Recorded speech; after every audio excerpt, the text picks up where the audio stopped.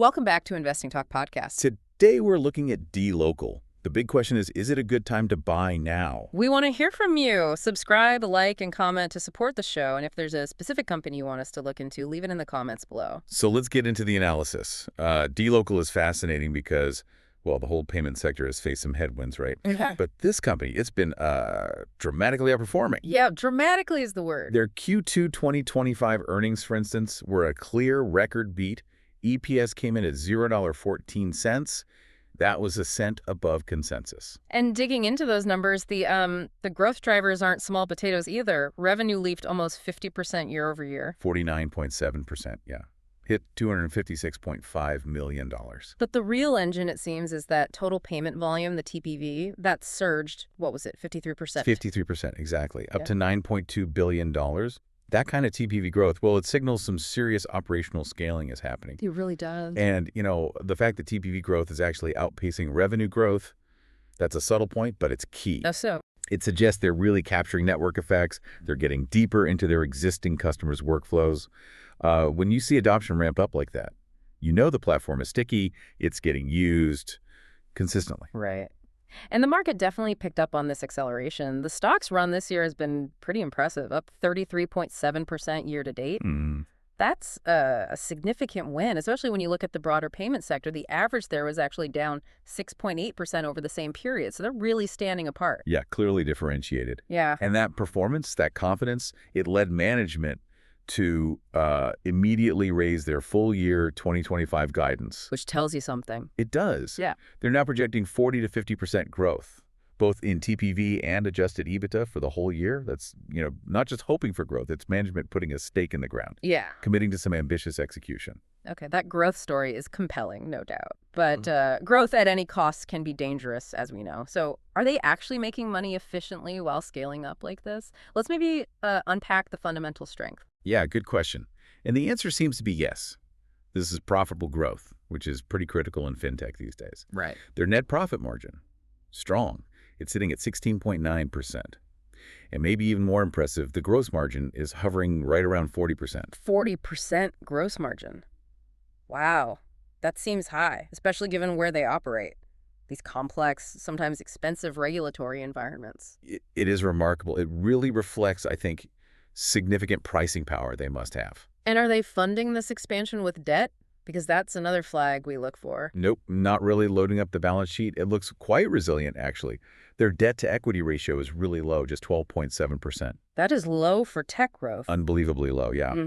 Way below the sector median. And that gives them a ton of flexibility capital-wise. Okay, so solid financials. If you connect that financial health to the bigger picture, it's really built on their competitive moat.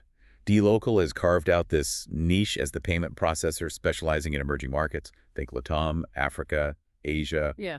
It's not just about having better tech. It's also a regulatory and logistical advantage. Can you expand on that moat idea? Because, on the surface, payments can sometimes feel like a commodity. Why can't a big player like a Visa or PayPal just steamroll them? Well, it boils down to the friction. Regulatory friction, setting up those local payment rails, navigating all the local banking rules, compliance, constantly shifting regulations in places like, say, Nigeria or Argentina. Yeah, it must be a nightmare. It's a multi-year, multi-million-dollar headache for any potential rival. Dlocal has already done the hard work, navigated that maze, built those proprietary local relationships. They're essentially selling, regulatory headache avoidance. And that's super valuable. It defends them against newcomers. That makes a lot of sense. Defends the margins, too, I imagine. Exactly. And speaking of structure, they've made some strategic moves on the leadership front, too, right? The new CFO. Yes. Guillermo Lopez Perez. Bringing him in as CFO, that signals something. He's got over 25 years under his belt, industry experience from big names like Visa, American Express. So, a heavyweight. Definitely. Bringing in someone like that isn't about, keeping a startup vibe. It's about industrializing their success, scaling operations flawlessly across dozens of these complex markets. It signals real maturity, I think. And the charts seem to back up this optimism. Technically speaking, the stock's trend looks, well, pretty good. Classic higher lows, higher highs. Yeah. It's trading comfortably above both the 50-day and the 200-day simple moving averages. So the technical structure, it confirms that medium-term bullish momentum is firmly in place. The momentum indicators are playing along too. MACD is giving a clear buy signal, and the RSI, the Relative Strength Index, it's kind of in that neutral to bullish zone, around 52, 55 maybe. Which is good, right? Not overbought. Exactly. It's kind of perfect, actually. Suggests steady accumulation, probably institutional buying, without the stock getting, stretched or dangerously overbought just yet. Okay, so technicals look green, fundamentals seem solid. What about catalysts? What's on the horizon that could push the stock higher from here? Well, the biggest near-term one is definitely the Q3 2025 earnings. That's coming up on November 12th. Right, crunch time. Yeah. Analysts will be laser-focused on whether Dlocal can actually confirm that raised guidance. Right. Can they prove that the TPV and margin trends we just talked about are sustainable? And beyond the earnings print, any strategic moves? We are seeing some smart plays. They recently partnered with Alchemy Pay. That's about integrating local payment infrastructure. Okay. That could potentially open up a whole new channel for transactions, maybe bridging traditional finance and crypto payment rails. Could really expand their addressable market, especially across Asia. Interesting. Crypto integration angle. And then there's the external validation piece. The overall analyst consensus is sitting at moderate buy. But if you drill down into specific price targets, they're pretty ambitious. Goldman Sachs has a $19 target. Citigroup's looking at $70. So Wall Street sees more upside. Seems like it.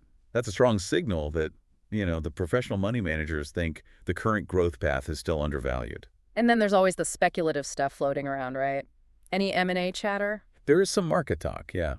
Whispers that Dlocal might be looking at potential M&A targets, maybe seeking acquisitions in specialized fintech areas to speed up their geographic reach or add new products. And that crypto integration theme keeps popping up too. But even setting rumors aside, institutional interests look pretty robust. If you look at daily trading volume, it's around 1.55 million shares a day. That's well above average. So big funds are active? Indicates large funds are definitely positioning themselves here. Oh, and we should also keep an eye on the holiday season payment data. Around December 25th, that'll be the first big stress test, really, of their platform's scalability during a peak volume period. Good point. Okay, so lots of positives. But let's provide the necessary balance here, because that 33% run-up and a PE ratio around 31.5, that feels, well, a bit steep. It does. Especially for a company where, half their business relies on these super volatile emerging market currencies. Why are analysts seemingly okay paying such a premium? I think they're essentially buying future scarcity value. There just aren't many competitors out there that can give you Dlocal's kind of profitable exposure to these fragmented high-growth markets. So the moat justifies the multiple, in their view. That seemed to be the calculation. The market's accepting the risk because the company has this unique structural advantage.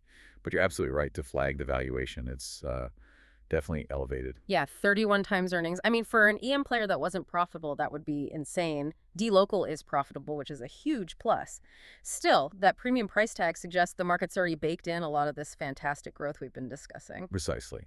And if you look closely at the analyst sentiment shifts, while the overall consensus is buy, the number of hold ratings has actually ticked up recently. Ah, interesting. That's a clear signal of some caution creeping in. Some analysts might be waiting for a pullback, a better entry point, or they just want more proof that Dlocal can keep delivering those margins amid all the global economic uncertainty. And the biggest structural risk, it has to be that emerging market exposure, right? We're talking serious vulnerability to currency swings. Absolutely. EM currency volatility is a major factor. If the Brazilian real or the Nigerian naira takes a sudden dive, those impressive margins could erode pretty quickly. Creates revenue headwinds just from FX. And the regulatory side, too. Can't forget that, especially in key LATAM markets. The same regulatory complexity that actually creates their moat can sometimes turn against them, almost overnight. A double-edged sword. Exactly. So investors need to be prepared for potential regulatory curveballs, things that, big U.S.-based payment giants just don't face in the same way. Are there any specific dates or events besides earnings that could introduce volatility soon? Yeah, a couple of things to watch. Institutional positioning updates are due around November 1st. And then global EM ETF rebalancing happens around December 1st. Ah, rebalancing. Right.